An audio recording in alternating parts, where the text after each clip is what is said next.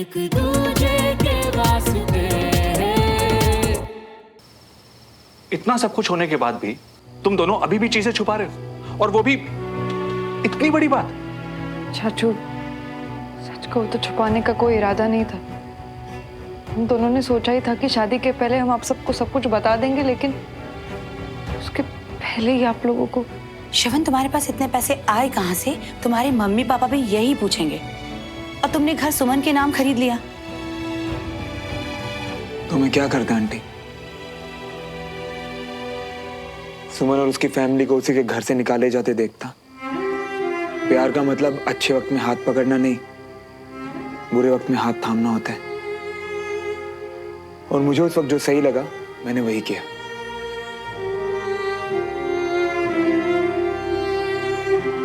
हाँ, मैं मानता हूं मुझे ये बात मम्मी पापा से और आप लोगों से नहीं छुपानी चाहिए थी, पर उस टाइम मेरी प्रायोरिटी सिर्फ सुमन थी।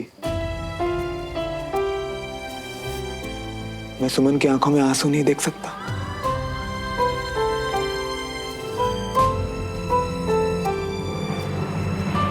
तुमने हमसे छुपाया, हम समझ सकते हैं, लेकिन तुम्हारे मम्मी पापा। अंकल, आप बिल्कुल चिंता मत करिए, उन्हें मैं मना लूंगा। नहीं, हम उन्हें ऐसे अंधेरे में रख ही नहीं सकते। श्रवण, मेरी एक बात हमेशा याद रखना, झूठ की बुनियाद पर ना रिश्ते टिकते हैं ना घर बनते हैं। तो हम सबको उनसे बात करनी होगी। हाँ, पर ठीक है, अभी बाहर चल के मेहमानों को देखते हैं।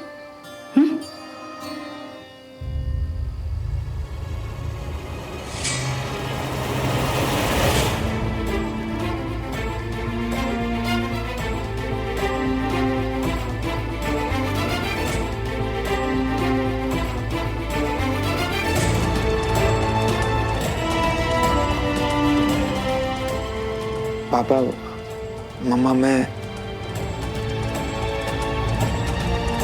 आप लोगों को ये बात बताने ही वाला था। हाँ, अरे घर के सारे लोगों ने यहाँ महफिल जमा ली है। वो मेहमान कब से सारे घर वालों का इंतजार कर रहे हैं। बंटी सही कह रहा है, मेहमान हमारा इंतजार कर रहे हैं, हमें चलना चाहिए। चलिए।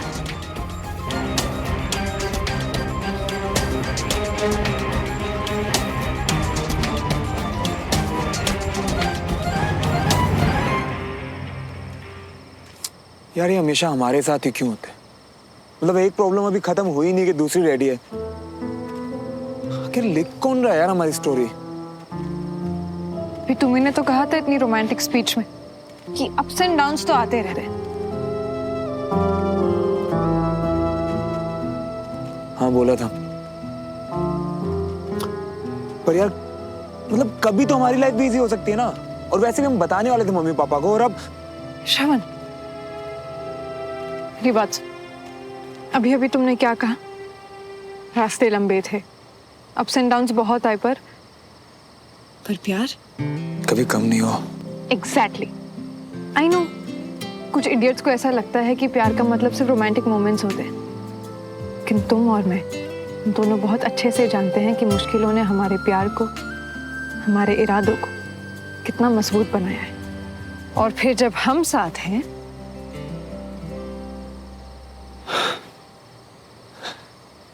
तो कुछ भी इम्पॉसिबल नहीं।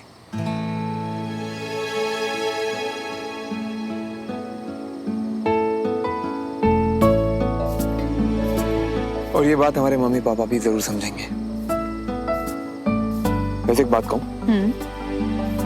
आगे से अगर मैं कभी भी टेंशन में हूं तो तुम मुझे बिल्कुल ऐसे ही समझा देना। और तुम मुझे। वैसे इस सब में एक बात तो बहुत अच्छी है, मम्मी पापा को ये बात पता चल गई है तो अब तुम्हें रहने देने की कोई जरूरत ही नहीं है। अरे ऐसे कैसे?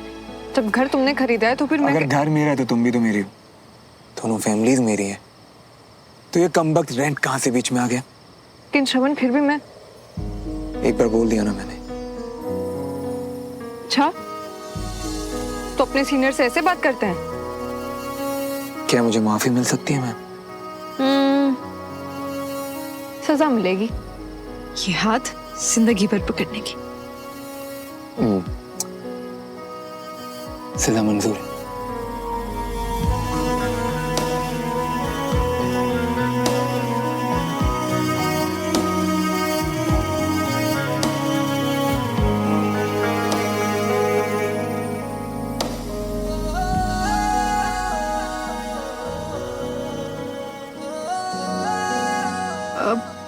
वॉक करें और चलिए।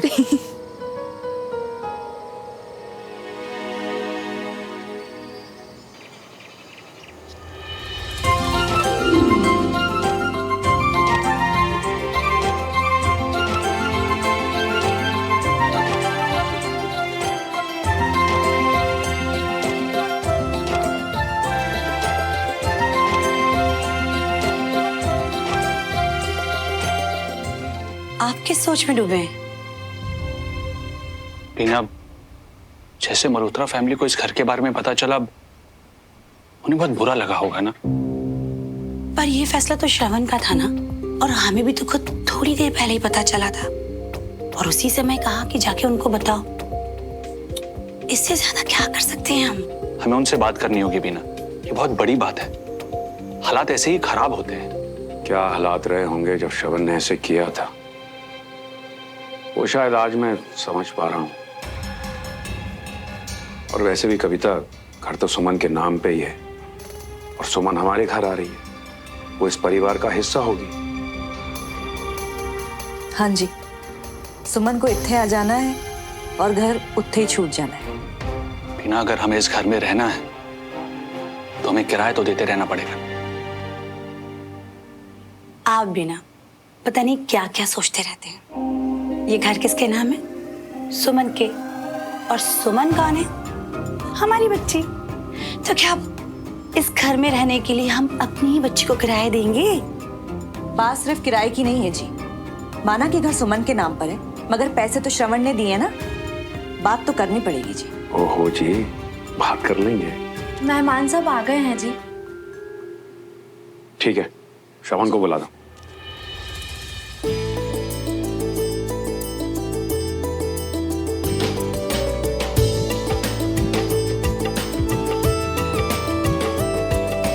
भाभी, अपना बीबा मुंडा वैसे भी इतना अमेजिंग है, लेकिन हल्दी लगाने के बाद और भी सोना लग रहा है। और नहीं तो क्या, अपनी सोनी माँ पर जो गया है मेरा पुत्र। हाँ जी बिल्कुल, हम तो यहीं बैठे रहेंगे, सारा क्रेडिट आप ही ले लीजिए।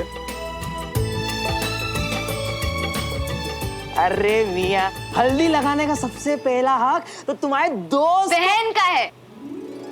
अवनी,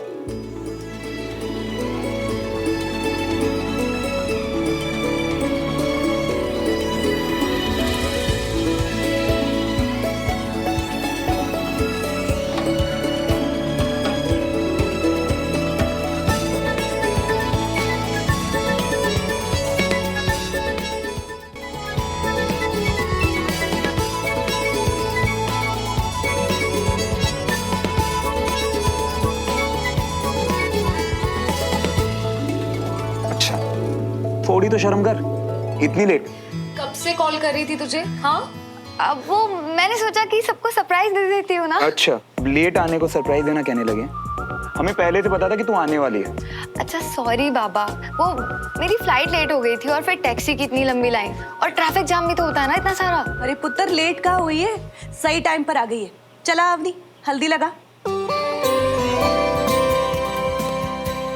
खुशी के मारे आपका रंग तो वैसे ही खिल रहा है भैया, आपको हल्दी की क्या जरूरत है, फिर भी लगा लो।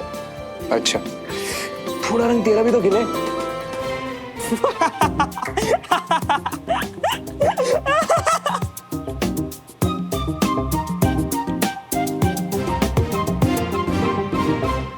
अरे मियाँ, देखो कैसे खिले हुए सूरजमुखी लग रही हो। लाओ, हम भी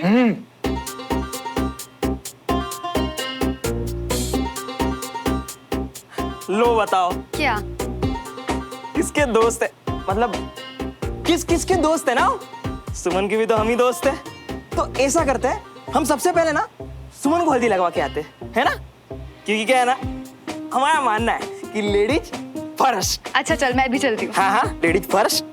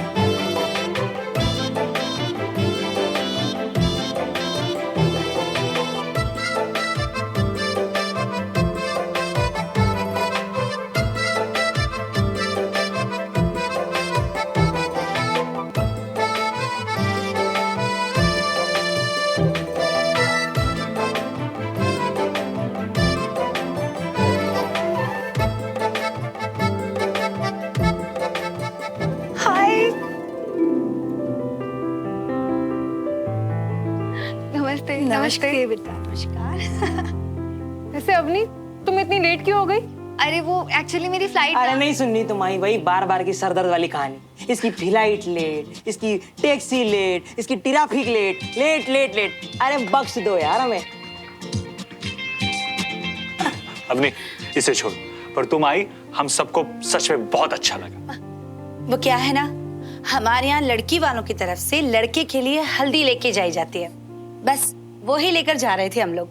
तुम लोग बैठो, हम अभी आते हैं। चलिए आप लोग एंजॉय करिए, हम आते हैं। हाँ अरे बंटी अपनी तुम लोग खड़े क्यों? लगाओ ना हल्दी सुमन को। अरे अब तक तो श्रवण में तक को भी नहीं लगाई हमने हल्दी। क्यों?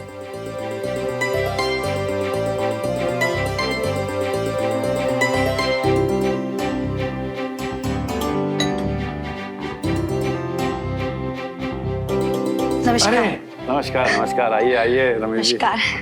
कैसे हैं? कैसे हो बेटा? हमारे यहाँ रस्म है कि लड़की वालों के घर से लड़के के लिए हल्दी आती है। ये श्रवण के लिए है, इसे थोड़ी सी लगा दीजिएगा आशीर्वाद के लिए। अब दूल्हे के लिए हल्दी ले आए और हम सीधा दुल्हन को ही लेकर आ गए। आइए।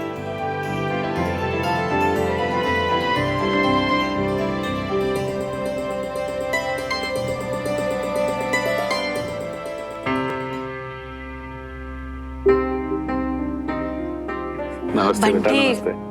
बेटा हमारे यहाँ ऐसा नहीं होता है। अरे बीना जी, अब सारी चीजें तो बच्चों की पसंद से हो रही हैं। और वैसे भी सुमन को कल को हमारे घर ही आना है, क्यों? अरे पर हमारे यहाँ मेहमान सब बैठे हैं। अरे आंटी जी, कंचा चीना मतलब कंचन जी है ना मेहमानों को संभालने के लिए। आओ ना सुमन, आओ।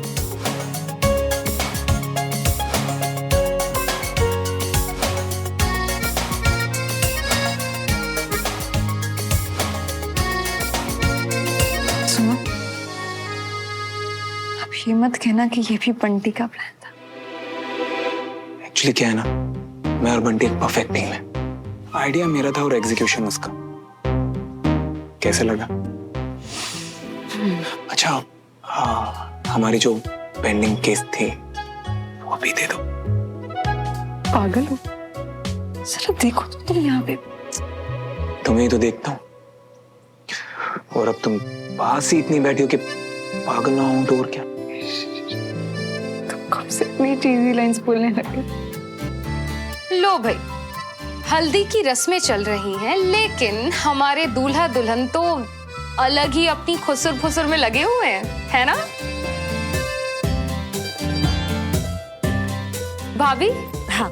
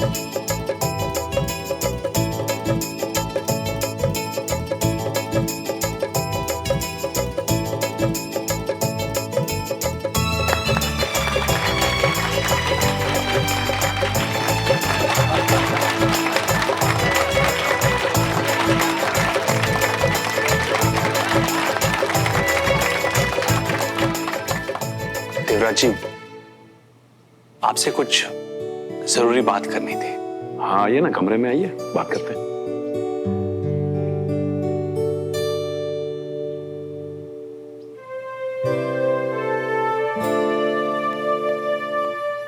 एक बार ये रस्म पूरी हो जाए, फिर हम भी चल के बात करते हैं। तुम देखना, सब कुछ ठीक हो जाएगा। बहुत खुशनसीब है देवराज भाई साहब कि हमारे परिवार की खुशियां वापस लौट आई हैं। अब आगे कोई गलतफहमी ना हो, इसलिए बात करना जरूरी था।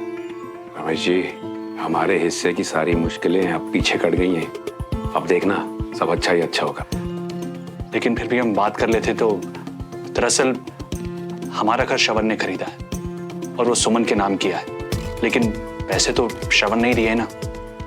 तो फिर हमने ये सोचा है कि हम हर महीने आप लोगों को किराया देते रहेंगे।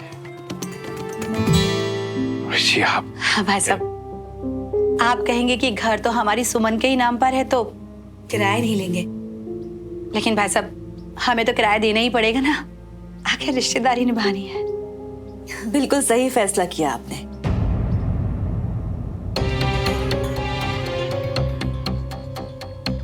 देखिए, अब श्रवण हो या सुमन, बच्चे तो हमारे ही है ना, तो घर की बात हुई। हम बच्चे तो हमारे ही जी, मगर इस घर के बड़े हम हैं। ये सब देख लेंगे बाद में, अभी बच्चों को एंजॉय करने देते हैं।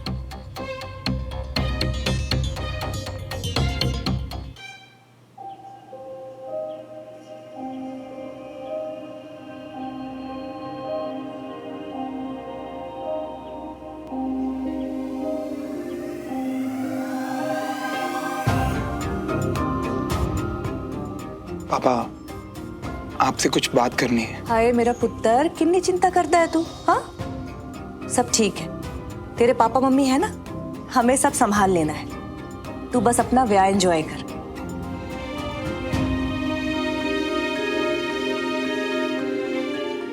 बेटा सुमन, तू घर जा। घर पे कंचन अकेले मेहमानों को देख रही है। जी, सब कुछ ठीक तो है ना? ठीक नहीं बेटा, बहुत अच्छा, तू चिंता मत कर।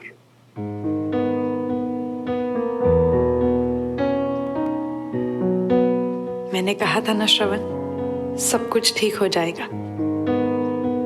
आई नो, तुमने कहा था कि सब ठीक होगा।